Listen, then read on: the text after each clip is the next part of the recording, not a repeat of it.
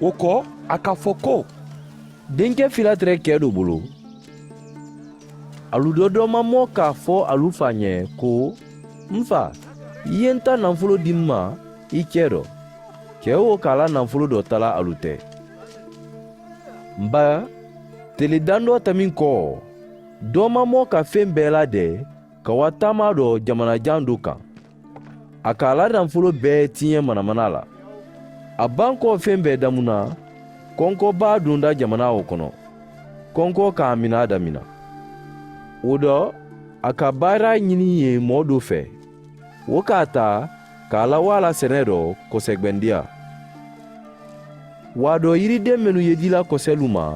a lɔ tɛrɛ a la ka o dabu kɔni mɔɔ si ma damuni di a ma kɔni a hankili se mɛn kɛda a ma a k'a fɔ ko baaraden siyaman ye n fa bolo olu ye damunu sɔrɔ n na kosɛbɛ kɔni n fatɔ le kɔnkɔ bolo yan n den wuli ka wa n fa kɔ k'a fɔ a ɲɛ ko n fa n bɛra ala julumu ta i ɲakɔrɔ n man kan ka jate i den di i ye n ta baaradenya la o dɔ a k'a wuli ka wa fa kɔ ka a to yɔrɔjan a fa k'a natɔla ye ka kinikini a ma k'a bori ka wa den labɛn k'a ton a kan k'a sunbu den k'a fɔ a ɲɛ ko n fa n bɛra ala julumu ta i ɲakɔrɔ n man kan ka jate i den di kɔni a fa k'a fɔ ala jɔnnu ɲɛ ko alu ye alu bori ka na yirikiba ɲuman di k'a bila a kan na ka ban ka bolola koɲinan don a bolo la ka samara don a sen dɔ ka na misiden tɔlɔnnen dɔ di ka o kana tɛ an ye damuni kɛ ka sewa kamasɔrɔ n denkɛ nin tun bɛra sa kɔni a bɛra ɲɛnamaya i kɔ a tun bɛra tunu kɔni a bɛra ye o kɔ alu bɛɛ ka sewaba kɛ kɔni kɔrɔmamɔ tɛrɛ sɛnɛ dɔ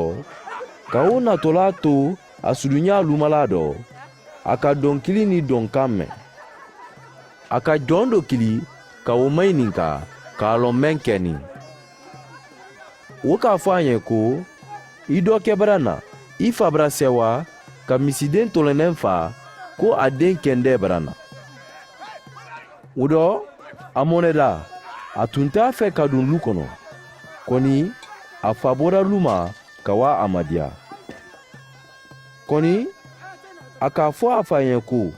i ɲa lɔ n bɛra san siyaman kɛ n ye baara la i ɲɛ n ma i la jamari sɔsɔ fɔlɔ kɔni i ma baden kelen di n ma fɔlɔ kosa ni n terilu ye tolon kɛ ka sewa kɔni i den mɛn bara i la nafolo tiɲɛ jatɔlu fɛ i ye misi tɔlɔnnen kana tɛ la o le ɲɛ a k'a fɔ a ɲɛ ko n den i le ye n fɛ waati bɛɛ fɛn fɛn ye n ta di o bɛɛ y'i ta le di kɔni an ka kan ka sewa ka ɲalen ba i dɔ kɛ tun bɛra sa kɔni a bɛra ɲɛnamaya a tun bɛra tunu kɔni a bɛra ye